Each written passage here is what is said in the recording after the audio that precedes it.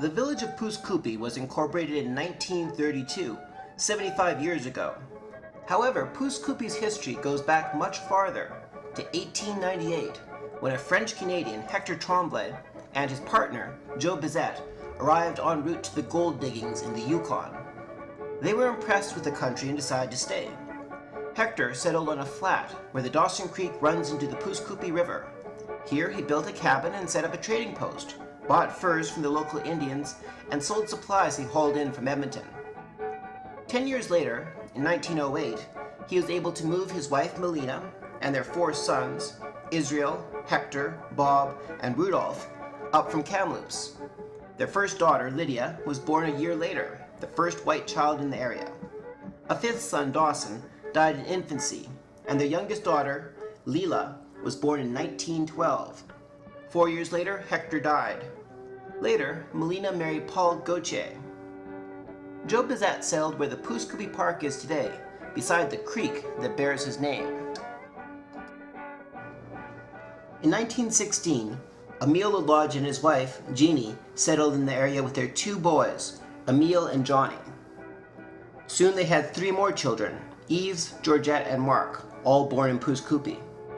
Other early residents include Lester and Mabel Harper, and Dr. Watson and his wife Rosa. World War I from 1914 to 1917 pulled some of the young men from the community, including Howard Brookbank and Hector and Bob Tremblay. Pouce was settled in its present location at the top of the hill when the first Pouce post office was granted in 1914, with C.B. Duke as postmaster. In 1915, Frank Haskins, a man who'd returned from the Yukon Gold Rush, opened a tent store near the top of the Pouce Hill. Later, he built a 2-story log building, which he called the Pouce Trading Company, where trappers traded their furs and settlers could buy basic supplies. In 1916, the Bank of Commerce opened. In 1917, Constable W.A.S. Duncan moved to Pouce to establish the police barracks. Here he registered all births, deaths, marriages, and acted as official administrator, mining recorder, and game warden.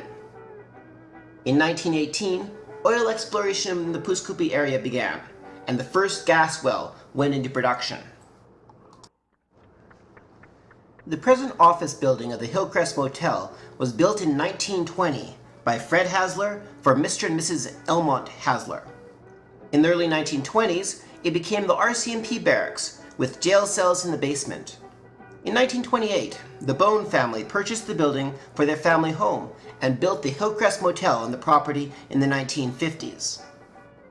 Soon, Pouce grew to include a school, Rigdon's store, Mrs. Lalodge's hotel, a government liquor store, the Great War Veterans Hall, Becker's store, the Lloyd Hotel. Electricity came to Pouce in 1930. The official opening was marked by a dance in the Great War Veterans Hall, which later became Murphy's Hall and then Newcomb's Hall. Also in 1930, Jeannie Lalodge opened the Paris Café. On January 13, 1932, Pouce became the first incorporated village in British Columbia and hired a clerk for the sum of $300 per year.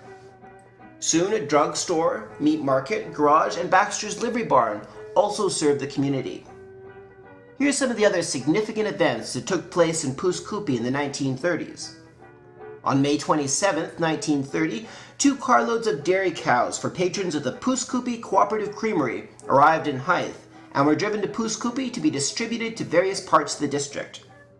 In September of 1930, it was decided that 2 grain elevators should be built in Pouce. On December 4, 1930, steel reached Pouce at 4 p.m. Mrs. Hector Tremblay drove the Golden Spike. On January 15, 1931, Mr. and Mrs. George Hart purchased the first 2 train tickets. In June of 1931, the Northern Alberta Railway Station was built. May 13, 1932, the first talkie show was held in the Legion Hall. On December 23, 1932, the Pouce drugstore, which had been built in 1919, burnt to the ground. The new drugstore opened with a 1-cent sale in April of 1933. January 1933. 3 candidates were nominated for Carnival Queen. Pauline Pelson, Nellie Clark, and Gertie Burke. On May 12, 1933, the village celebrated Hospital Day with a dance in the cafeteria. Everything sold for just 5 cents.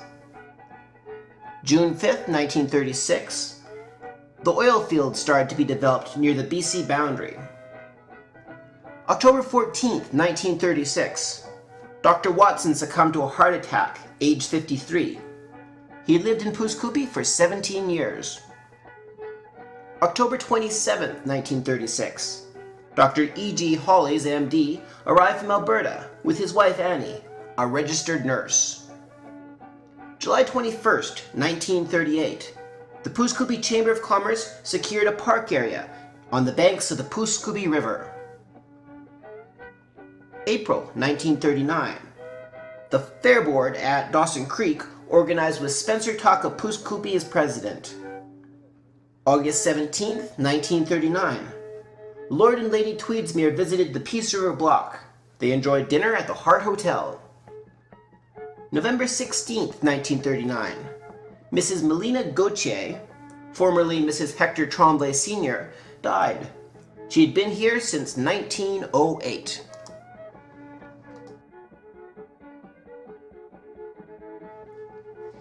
The 1940s saw many more changes in Pouce Coupe. The Donovan, Nagel, Lexa, and Clearwater families settled in Pouce. A large BC government building officially opened in 1940 and was the focus of all the provincial government transactions for many years. It housed the courtroom, jails, departments of forestry, public works, lands, education, vital statistics, and health. A 20,000-gallon water reservoir, as well as heating, telephone, and electric systems were all contained in the building. The total cost of the building was under $40,000.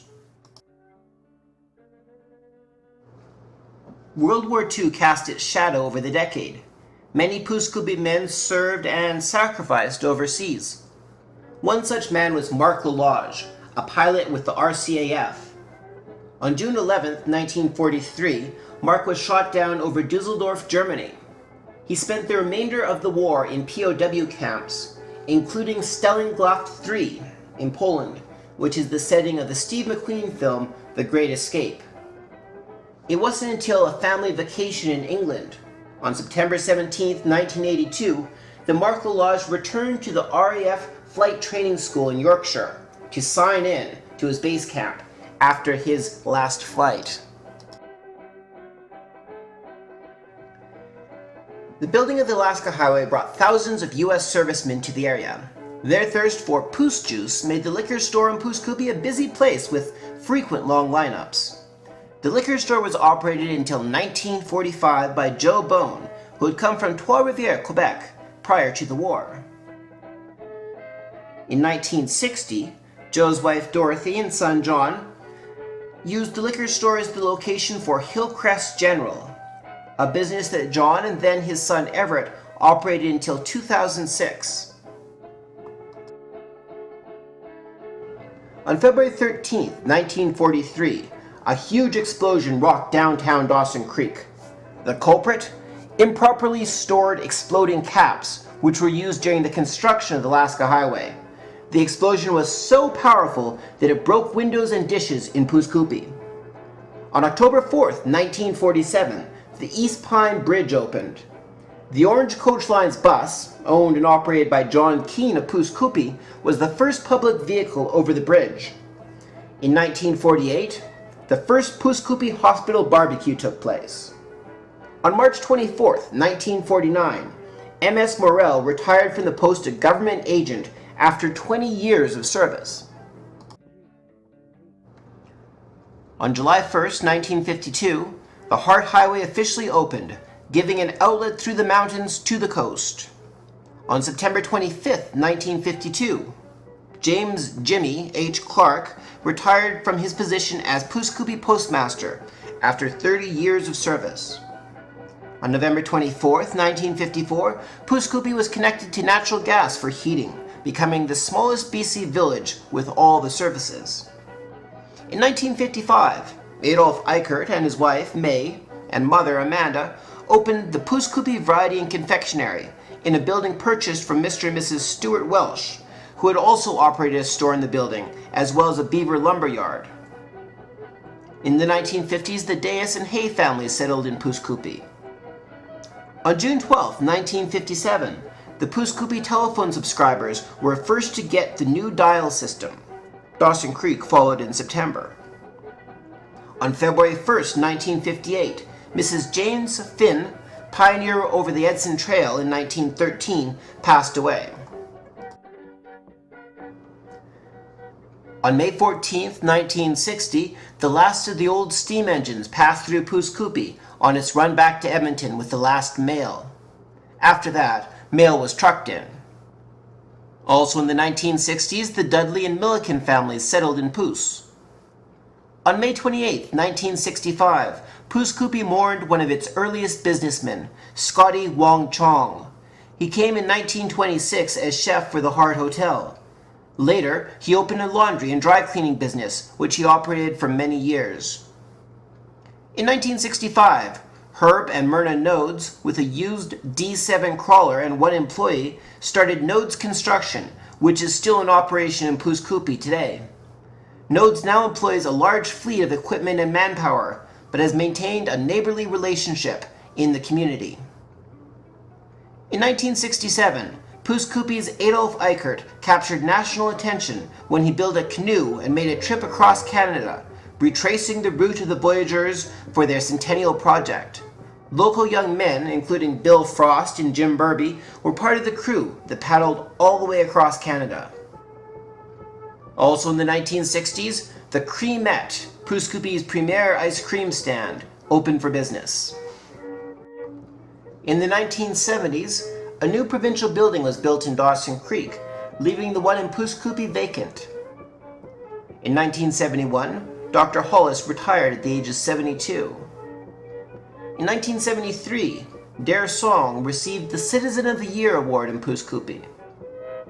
Also in the 1970s, Suzanne and Dick Dixon and their family settled in Pouce Coupe, and one of Pouce Coupe's grain elevators burnt to the ground.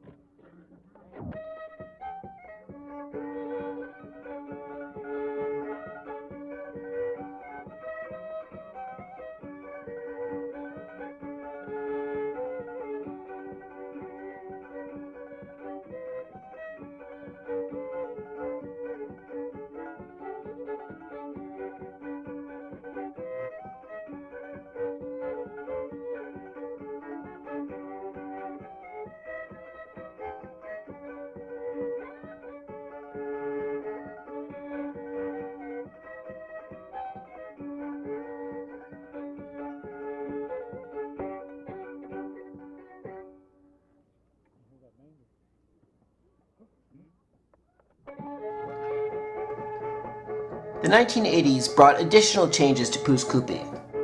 The old provincial government building was purchased and made into a church, Bible college, and apartment house. The 1980s also saw the construction of Tremblay House, an apartment building for seniors. In 1989, Dare Song died at age 97. A new restaurant in Pouce Coupe was named Cookies in honor of the longtime Pouce Coupe resident.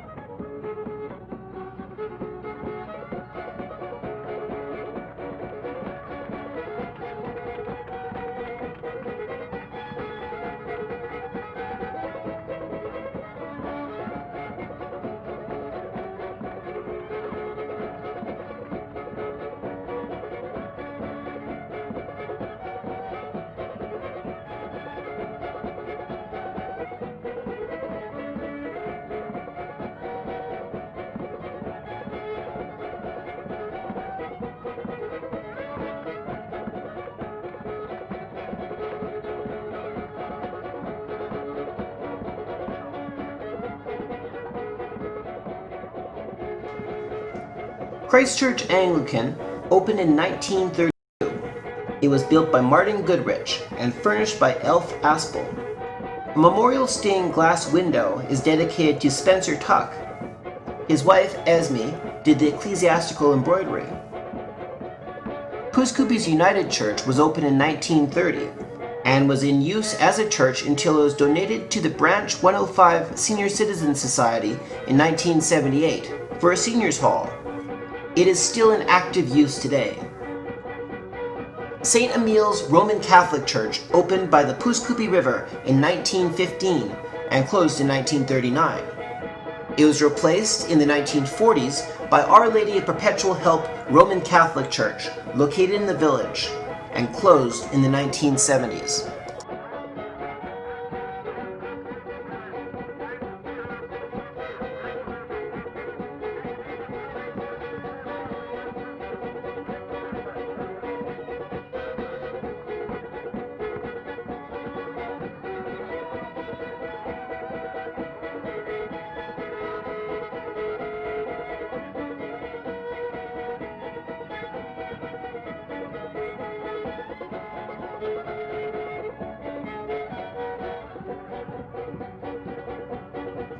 In 1921, to support the new hospital, a women's auxiliary group was formed.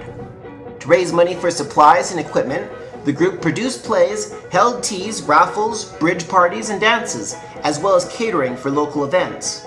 With the money they generated, they kept the hospital supplied with linens, which they sewed themselves, and purchased equipment such as incubators, autoclaves, and even an x-ray machine.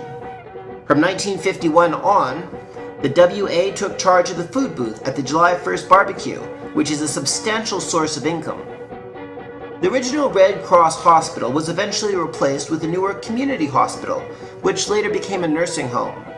The WA continues its supportive role at every stage, supplying necessities and little extras. New Year's babies always receive a gift, patients receive treats, and many talented members crochet and knit items for sale in display cases in the hospital. In recent years, members have occasional joint meetings with the Dawson Creek Hospital and attend provincial meetings of their counterparts in other communities.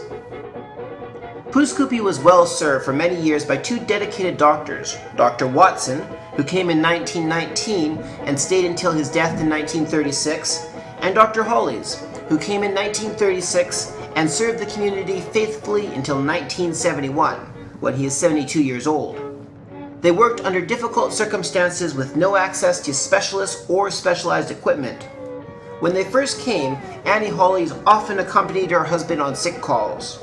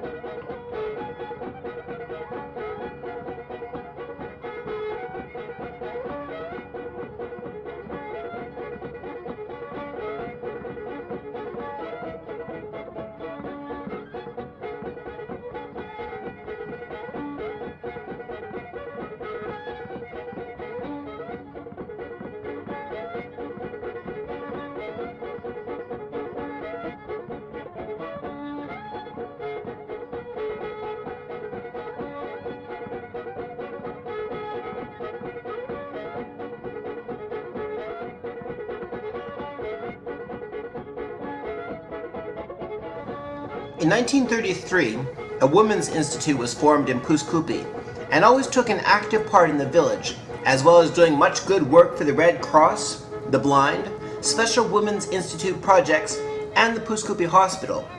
They also organized the library and sponsored it for many years.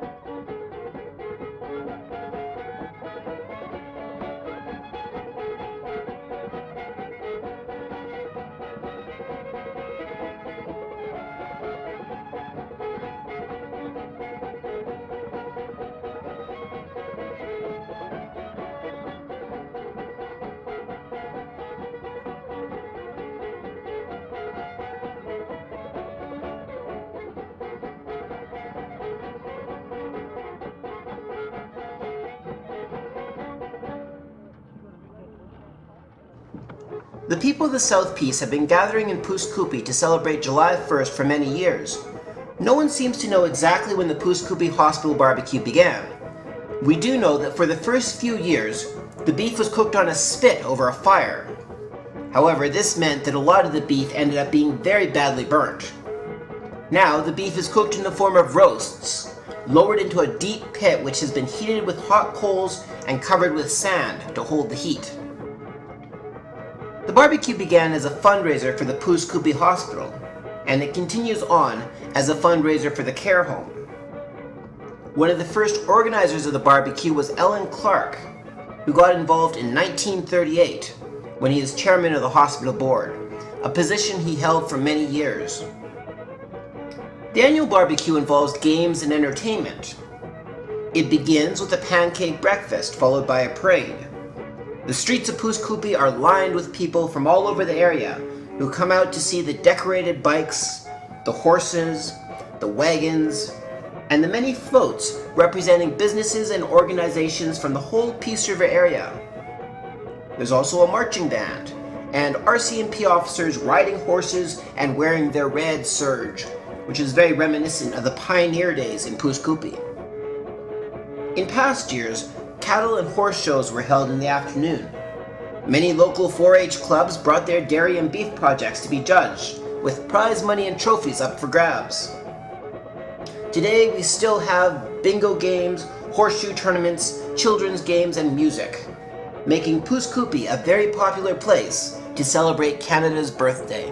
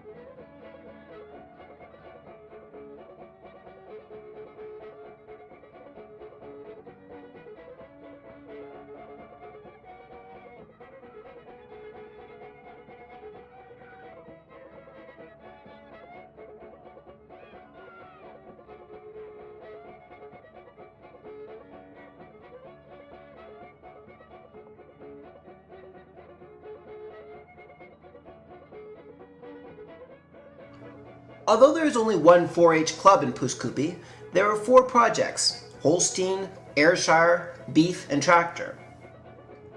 Calves were shown at the annual Pouce Coupe barbecue for several years. Besides the benefits that they gain from learning to do by doing, the 4-H motto, many awards and trips could be won by members. As in the 1960s and 70s, parents were not able to afford the time or money for holiday trips with the families. Trips to the P&E for judging, dress review, demonstrations, and public speaking kept members trying to excel in their 4-H work, including record keeping, showmanship, socializing, and participating in fun activities such as hay rides and skating.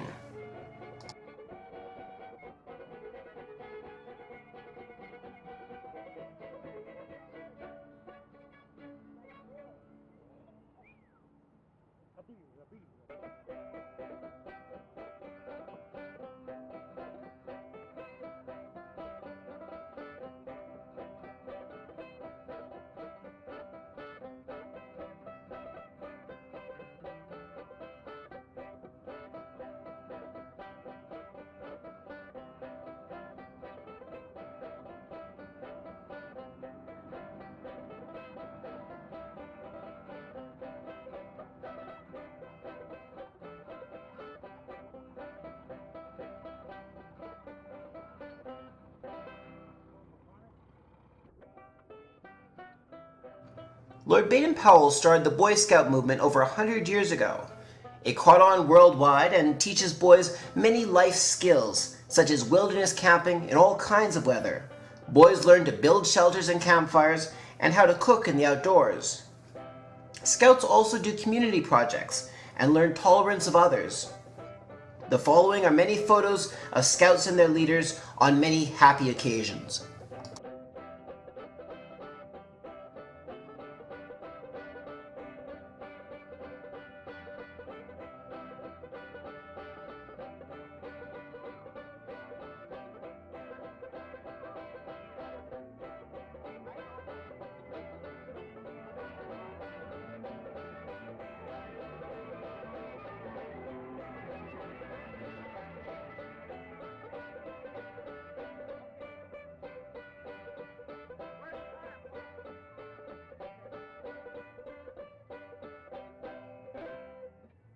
Let's go for a beer.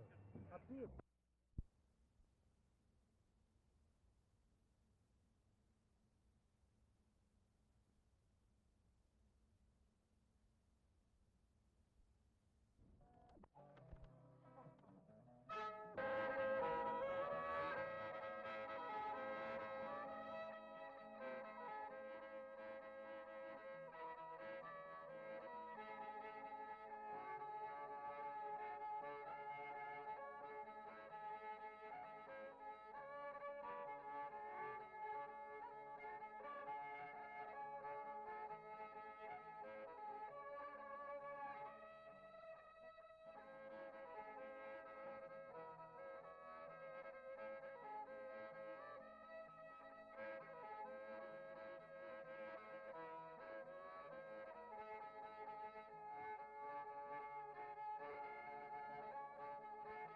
In Pouce Coupe, there were brownies and Girl Guides in the early 1930s.